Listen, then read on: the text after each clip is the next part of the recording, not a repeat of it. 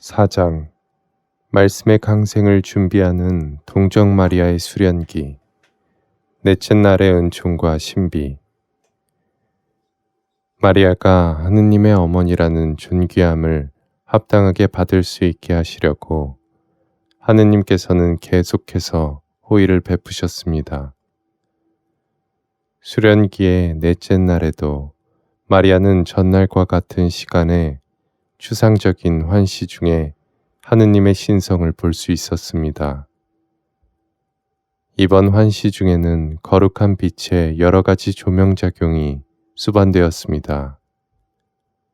그 빛의 작용에는 오직 우리 인간의 의지, 그리고 창조된 존재의 유한한 본성만이 저항하고 방해가 될 뿐, 하느님의 힘과 지혜는 아무런 제한도 한계도 없습니다. 그런데 동정녀 마리아의 의지는 하느님께서 그 안에서 행하시는 일에 조금도 방해가 되지 않았습니다. 왜냐하면 마리아가 행한 일은 언제나 거룩하고 하느님께 기쁨이 되어서 주님께서 스스로 말씀하셨듯이 사랑으로 당신 마음을 완전히 사로잡았기 때문입니다. 마리아가 피조물이라는 점에서만 하느님의 능력은 제한적이었습니다. 하지만 마리아가 피조물이라는 사실만 제외하면 하느님께서는 전능하신 두 팔로 어떤 제한도 한계도 없이 모든 것을 행하실 수 있었습니다.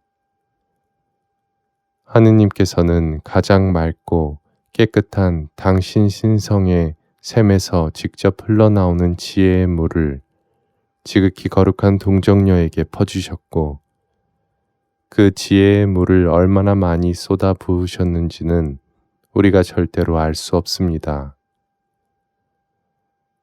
넷째 날의 환시 중에 하느님께서는 마리아에게 그리스도가 제정하게 될 은총의 법과 성사들, 복음으로 설립되는 새로운 교회가 가야 할 길과 그 목표, 인간에게 선사할 은사와 은총들, 모두가 구원의 열매를 얻어 영원한 생명을 살기를 바라시는 하느님의 열망을 드러내 보이셨습니다.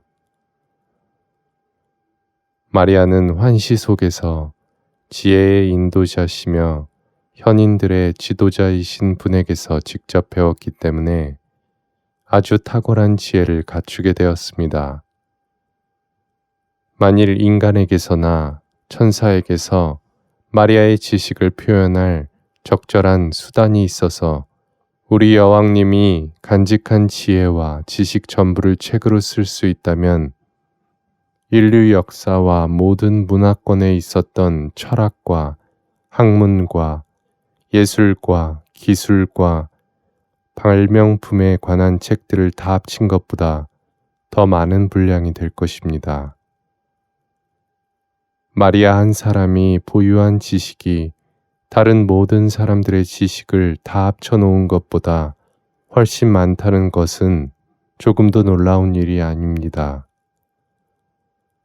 하느님 신성과 은총의 거대한 바다는 하늘나라 공주의 영혼과 정신 속에는 아무런 막힘없이 통째로 부어질 수 있지만 마리아가 아닌 다른 모든 인간에게서는 죄 때문에 지극히 미소한 부분만이 받아들여지고 대부분 거부당하기 때문입니다. 다만 마리아가 하느님 아버지의 아들의 어머니로 간택되었다는 사실 하나만은 계시되지 않고 비밀로 남아 있었습니다.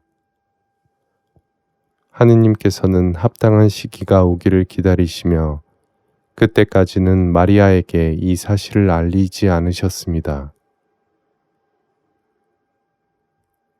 이 거룩한 지혜와 지식은 달콤하고 감미로웠지만 거기에는 더 많이 알고 깨우칠수록 사랑의 슬픔도 깊어지고 새로워지는 어떤 신비로운 작용이 동반되었습니다. 지존하신 하느님 안에서 마리아는 보았습니다. 그분께서 인간을 위해 영원으로부터 마련하신 은혜와 축복의 보화가 산더미처럼 쌓여 있는 것을, 하느님께서는 모든 인간이 지복을 누리기를 너무나 염원하시는 까닭에 그분의 신성이 사랑의 중력으로 무한히 끌어당겨지고 있다는 사실도 마리아는 알게 되었습니다. 또한 마리아는 이 사악한 세상이 얼마나 끔찍한 죄에 빠져 있는지, 눈먼 인간들이 은총의 강물의 흐름을 어떻게 가로막고 저항했는지, 하느님 신성에 참여할 수 있는 자격을 어떻게 스스로 벗어던졌는지를 보았습니다. 이렇게 인간이 제 어리석음으로 파멸을 자초했다는 사실이 마리아를 견딜 수 없는 슬픔에 사로잡히게 했으며, 동시에 그러한 불행과 절망에서 인간을 구원하고 싶은 뜨거운 열망도 솟아나게 했습니다. 그 슬픔과 열망은 너무나도 격렬해서 참으로 순교자의 고난과 다를 바 없었습니다. 마리아는 더 이상은 단 한 명의 영혼도 멸망하지 않고 모두가 창조주와 구세주를 알아보고서 죄를 고백하고 그분을 경배하고 사랑하기를 바라며 간절히 기도드렸습니다. 그리고 희생과 자아 포기와 겸손과 수많은 덕행을 통해 하느님과 인간에 대한 영웅적이고 위대한 사랑을 보여주었습니다. 이 모든 것은 마리아가 환시를 보는 가운데 있었던 일들입니다. 마리아가 열정과 눈물로 드린 청원 기도는 앞서 여러 번 언급했던 기도들과 유사하기에 여기서는 그 기도 내용은 자세히 설명하지 않고 넘어가겠습니다. 이와 더불어 환시 중에 하느님께서는 마리아에게 세상 창조 넷째 날에 있었던 일들을 보여주셨습니다. 마리아는 하늘의 궁창에 언제 어떻게 빈 물체들이 생겼는지, 그것들이 어떻게 낮과 밤을 나누고 계절과 절기와 날과 해를 나타내는지, 해와 달이 어떻게 이러한 목적을 위해 만들어졌는지, 해가 어떻게 주인이 되어 낮을 다스리고 그보다는 약한 빈 물체인 달은 밤의 어둠을 지배하게 되었는지를 배웠습니다. 또한 8번째 하늘에 있는 별들이 어떻게 형성되었는지, 그 별들이 어떻게 자기들 나름대로의 빛으로 어두운 밤에 기쁨을 선사하며 어떻게 낮과 밤에 다양한 작용을 일으키는지를 알게 되었습니다. 하늘의 빈 물체를 구성하는 진리와 형상들, 크기와 공전 궤도와 다양한 움직임과 특성들, 각 천체들 사이의 수많은 관계들, 곧 그것들이 어떤 점에서는 조화와 통일을 이루고 또 어떤 점에서는 서로 불규칙한 관계에 있는지를 마리아는 완전히 알게 되었습니다. 하늘의 별이 전부 몇 개인지도 알았습니다. 그리고 그 모든 별들이 우리가 살고 있는 이 땅에 어떠한 작용을 가하는지, 곧 생명이 있는 것들과 생명이 없는 것들 모두에 어떤 영향을 끼치는지, 그 존재와 운동과 변화에 있어서 어떤 측면에서 별들이 원인이 되는지를 마리아는 알게 되었습니다. 시편에 따르면 주님께서 별들의 수를 정하시고 낱낱이 그 이름을 지어주셨는데 마리아의 사정이 성경과 대치되지 않습니다. 그렇다고 오직 하느님만이 그러한 지식을 소유하셔야 한다는 뜻은 아닙니다. 다윗은 주님께서 당신 본성으로 행하시는 일을 피조물도 따라할 수 있도록 은총을 내리실 수 있다는 점을 부정하지 않기 때문입니다. 이 지식은 서로 나눌 수 있는 지식이며 또 마리아의 탁월함을 형성하는 데 크게 기여할 것이기에 하느님께서는 주저없이 마리아에게 이 지식을 선사하신 것입니다. 솔직히 하느님께서는 마리아에게 이보다 더 큰 은총을 주시고 이보다 더 큰 호의를 베푸셨지 않습니까? 하느님께서는 이 티 없이 맑은 동정녀를 모든 별들과 피조물 위에 여왕으로 삼으셨지 않습니까? 모든 천체들의 존재와 본질과 운동과 변화와 영향과 작용들에 대한 지식은 사실 전 우주의 여왕인 마리아가 그것들을 통치할 권한을 하느님에게서 받은 한 필연적으로 갖추고 있어야 할 지식이라고 볼 수 있습니다. 그리고 하느님께서는 별과 천체들에게 여왕에게 순종하라고 명하셨습니다. 주님께서 부여하신 강력한 권한으로 마리아는 심지어 별들에게 하늘에서 사라져 버리라고 명하는 것도 가능했습니다. 그러면 명령이 떨어지기가 무섭게 별들은 여왕님이 가라고 하는 곳으로 즉시 가야 했을 것입니다. 마리아는 해와 달과 행성들에게도 똑같은 권한을 행사할 수 있었습니다.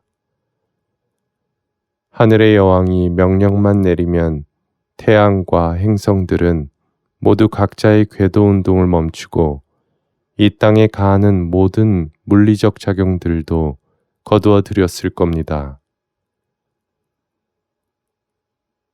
성모님은 드물지만 이러한 권한을 실제로 행사한 적이 있다고 앞서 얼핏 말씀드렸습니다. 나중에 말하게 되겠지만 성 가정이 이집트에 피난가 있는 동안 있었던 일입니다. 이집트의 햇빛이 너무 뜨겁고 강렬해서 견딜 수 없을 정도였는데 그때 성모님은 아기 예수님이 힘들어 지치지 않도록 빛의 세기와 열기를 조정하라고 태양에게 명령을 내렸습니다. 성모님이 품에 안고 있는 아기야말로 참된 태양이며 정의의 태양이지만 아기인 까닭에 육신의 연약함을 생각하지 않을 수 없었기 때문입니다.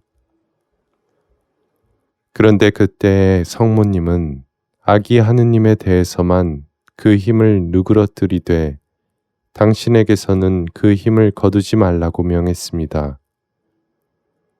마찬가지로 성모님은 몇몇 별들과 행성들의 힘과 작용을 저지하는 명령을 내렸는데 나중에 말씀드리겠지만 태양을 잠시 붙잡아 그 움직임을 멈추게 한 적도 있었습니다.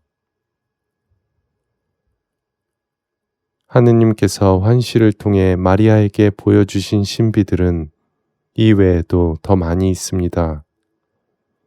제가 본 것을 말로 전달하기가 너무 어렵고 글로 쓴 것조차도 도무지 만족스럽지 않아 안타깝습니다.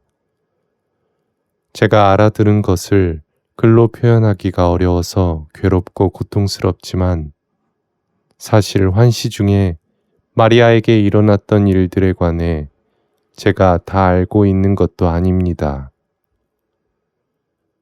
마리아에 관한 나머지 비밀들은 세상 마지막 날까지 드러나지 않은 채 감추어져 있을 것입니다. 지금 우리는 그 계시를 받을 자격도 없고 알아들을 능력도 없기 때문입니다. 하지만 세상의 끝인 그날이 오면 성자께서 당신 어머니에 대한 신비들을 남김없이 모두에게 계시하실 것입니다. 환시의 은총이 끝나자 마리아는 하느님의 무한한 선과 수많은 완전성에 관한 지식으로 새롭게 탈바꿈했고 그 영혼은 하느님 신성으로 가득 차서 사랑으로 타올랐습니다. 하느님께서 은총을 더 많이 내리실수록 마리아의 성덕도 그에 맞추어 끊임없이 진보했습니다. 마리아는 전날보다 더 간절한 기도와 탄원을 올렸습니다. 하느님께서 인류의 구원과 영원한 말씀의 육화를 서두르시도록. 그렇게 구세주의 오심을 갈망하는 염원이 깊어질수록 마리아의 공로와 공적은 더욱 높아져 갔습니다. 천상 여왕이신 성모님의 가르침. 내 사랑하는 딸아, 이 준비 기간 동안 내가 행한 것들과 고통받았던 것들에 대해서 깊이 묵상하여라. 곧 인간을 가득히 채우고 부유하게 하는 열망인 하느님의 무한한 선을 보여주셨을 때 내가 했던 일들과 그분께서는 인간이 당신 마음을 조금이라도 알아주기를 바라시지만 인간은 도무지 주님께 감사할 줄 모른다는 사실을 알게 되었을 때 내가 받았던 아픔을 말이다. 나는 지존하신 하느님 안에서 헤아릴 수 없는 자애와 선을 보았다. 하지만 시선을 돌려 인간의 죄와 어리석음과 고집을 보았을 때는 갑자기 죽음의 고뇌와도 같은 화살이 내 영혼 깊숙이 파고들었다. 얼마나 고통스러웠는지 그 아픔은 이루 말할 수 없을 정도다. 그 화살은 그날 이후로 내 영혼에 계속 남아있어 나는 평생토록 그 아픔으로 괴로워해야 했다. 너에게 나의 신비 한 가지를 더 알려주겠다. 지극히 높으신 분께서는 나의 이 슬픔과 아픔을 달래주시려고 종종 이렇게 말씀하셨다. 나의 신실한 정배여, 세상이 경멸한 것을 기꺼이 받아들여라. 무지하고 눈먼 세상은 그것을 받아들이지 못하고 이해하지도 못하며 그럴 자격조차 없다. 이 말씀과 함께 주님께서 당신 신성의 보화를 내게 쏟아주셨는데 나는 그것으로 크나큰 위로를 받았다. 내가 받은 은총이 어느 정도였는지 인간의 지성으로는 알아들을 수 없고 더욱이 인간의 언어로 옮기는 것조차도 불가능하다. 내가 겪은 그 극심한 고통과 아픔을 사람들은 결코 볼 수 없었다. 그런데 내 딸아, 너는 내 친구가 되어 이 고통을 겪는 나와 언제나 함께 해주기를 바란다. 이 고통은 정의에 의한 아픔이며 의로움으로 인한 슬픔이다. 이 아픔과 슬픔으로 인한 나의 덕행을 네가 본받기를 바란다. 그러기 위해서는 너 자신을 완전히 부정하고 너 자신을 깨끗이 잊어버려야 한다. 인간의 어리석은 행동과 죄악을 생각하며 슬피 울고 그 슬픔의 가시로 관을 만들어 너의 영혼의 머리 위에 쓰라. 내 딸아, 온 마음으로 울어라. 인간은 자기들의 영원한 파멸을 눈앞에 두고도 먹고 마시며 웃고 떠들고 있으니 말이다. 눈먼 인간이 웃고 기뻐하는 바로 그것 때문에 슬퍼하고 통곡하는 것. 이것이야말로 그리스도의 참된 신부들이 진정으로 해야 하는 일이다.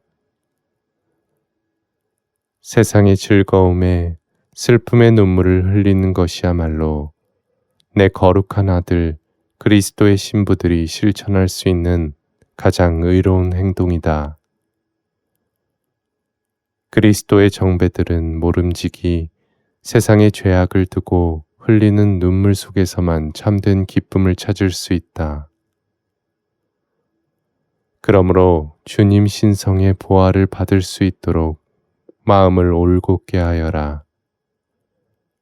이는 너 자신의 부유함을 위해서가 아니라 어미하신 주 하느님께서 너의 안에 사랑을 완전히 채우시도록 다른 영혼들을 구원하시도록 하려는 것이다. 그러니 나의 가르침을 따르고 내가 가르쳐 주는 모든 것을 따라 행하여라. 바로 이것이 내가 너에게서 바라는 것임을 너는 잘 알고 있으니 말이다.